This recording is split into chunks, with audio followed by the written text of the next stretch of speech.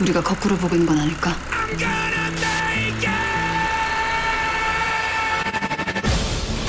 누구나 마음속에 짐승 한 마리씩 키우고 있다잖아. 그게 언제 나타나는지가 문제일 뿐이지. 안녕하세요, 와싱콘입니다. 이번 주 극장가도 기대작들이 7월 개봉을 앞두고 한동안 비수기가 계속되고 있습니다. 그런 가운데 토이스토리4와 알라딘이 계속해서 선두 다툼을 하고 있고, 그 밑을 맥 빠진 롱 리브 더 킹과 끝물 빠진 기생충이 간신히 턱걸이 중입니다. 그런 와중에 비수기 틈바구니에서 또 하나의 한국 영화가 개봉을 하였습니다. 오랜만에 스릴러 장르인 영화 비스트입니다. 그래서 제 눈으로 확인해보았습니다. 검은 비닐에서 왼손 강력반 형사 한수와 종차는 연쇄살인마를 잡기 위해 수사를 시작합니다. 한편 마약 브로커 춘배는 살인을 은폐해주는 대가로 한수에게 연쇄살인마에 대한 결정적인 단서를 제공하고, 한수의 라이벌 형사 민태가 이 사실을 눈치채면서 사건을 걷잡을 수 없이 꼬여만 갑니다.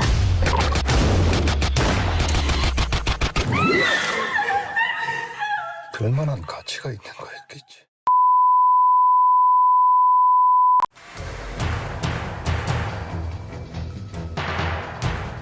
이 영화 초반은 다른 스릴러 영화처럼 살인사건이 먼저 발생하고 보여주기보단 강력반 형사 주인공 모습을 보여주며 스릴러 영화의 판에 박힌 클리셰를 벗어나 높은 몰입감을 주며 초반까지는 굉장히 훌륭합니다. 흔한 스릴러 장르라면 살인마는 누구이며 왜인지 추적하며 퍼즐을 맞추는 클리셰인데, 이 영화는 그런 클리셰를 벗어납니다. 뭐 그런 시도는 신선했습니다. 그런데 벗어나도 너무 벗어났습니다. 이 영화에 나오는 살인마는 그다지 중요하지 않습니다. 단지 살인마는 두 형사의 대립각을 이루게 하는 동기부여일 뿐입니다. 살인사건이 일어나고 이 살인마를 먼저 잡는 사람은 경찰 조직 내에서 유리한 고지를 밟게 됩니다. 그래서 두 형사의 라이벌 구도가 벌어집니다. 그러면서 두 형사는 미묘한 신경전으로 수단과 방법을 가리지 않으면서 조직 내 서열 다툼, 권력, 너무 많은 걸 보여주려다 보니까 관객들은 영화 초중반 이후부터 몰입하기가 어려워집니다.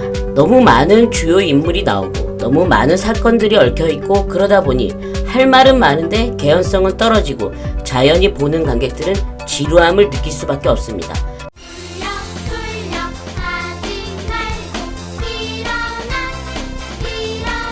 결국엔 이 영화 제목처럼 비스트는 살인마를 얘기하고 싶은 게 아니라 표면상 선한 역인 두 주인공들의 선한 모습 뒤에 감춰진 짐승처럼 살고자 이기고자 하는 욕망의 타락한 모습을 보여주려고 한 건 알겠지만, 그게 영화가 자연스럽지 못하고 복잡하기만 하니까 끝나고 나면 그래서 이렇게 돼버립니다. 시도는 좋았는데 잘 버무리지 못한 느낌? 대략 이렇습니다.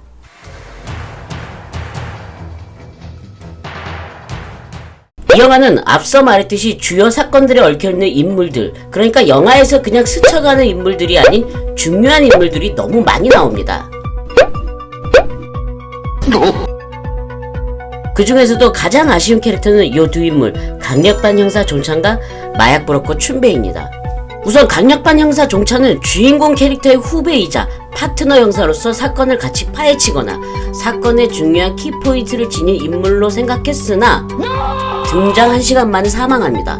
그렇다고 채 다니엘이 인지도 없는 배우도 아니고 출연자 목록에도 주연급으로 소개되는 배우인데도 불구하고 이 부분은 아마도 관객들에게 생각지도 못한 반전을 주기 위한 부분일지도 모르지만, 영화 내에서는 설마 하는 느낌만 받지 그닥 신선한 반전도 없고, 이 죽음이 단지 이 영화에서는 두 형사의 대립각을 더 불붙게 한 소모성 소재로만 전락할 뿐입니다. 그렇기 때문에 채 다니엘이 이 영화에서 연기를 잘했는지 못했는지도 판단할 겨를이 없습니다. 그나마 이 영화에서 마약 브로커 춘배는 가장 개성이 돋보이는 캐릭터이긴 했습니다.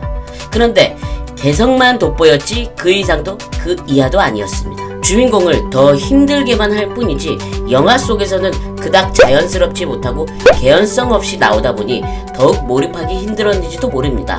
다만 이 캐릭터는 따로 빼놓고 영화를 만들었다면 더 매력적이지 않을까 싶습니다. 역시 배우 이성균 와이프답게 이런 색깔 있는 연기는 잘 소화는 합니다.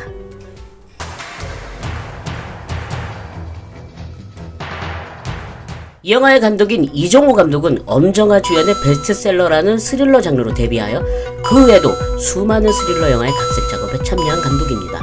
필모만 보아도 이분은 정말 스릴러 장르의 잔뼈가 굵은 분이구나 라는 걸 알 수 있습니다.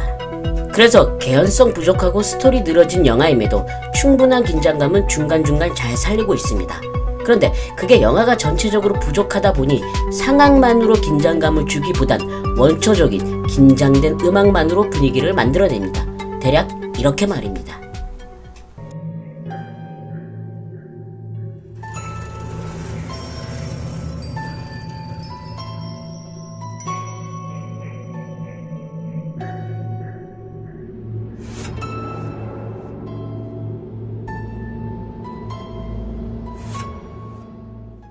결국엔 앞서 말했듯이 너무 여러 플롯과 많은 인물의 등장으로 관객이 집중하기 어렵고 영화의 스토리가 늘어짐에 따라 스릴러 특유의 빠른 템포가 부족하여 적지 않은 지루함을 느낄 수 있음에 아쉬움이 크게 남는 영화였습니다. 마지막으로 감독님께 여쭈고 싶은 것은 고라니가 상징하는 것은 무엇인가요?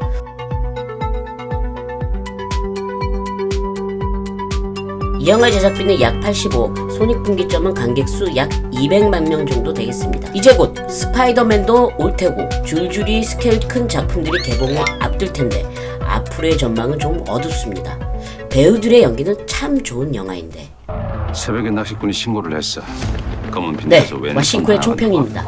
온갖 산의 진미 재료로 버무려서 이 맛도 아니고 저 맛도 아니고. 이상 와싱코였습니다. 땡큐! 내가 잡게 해줄게.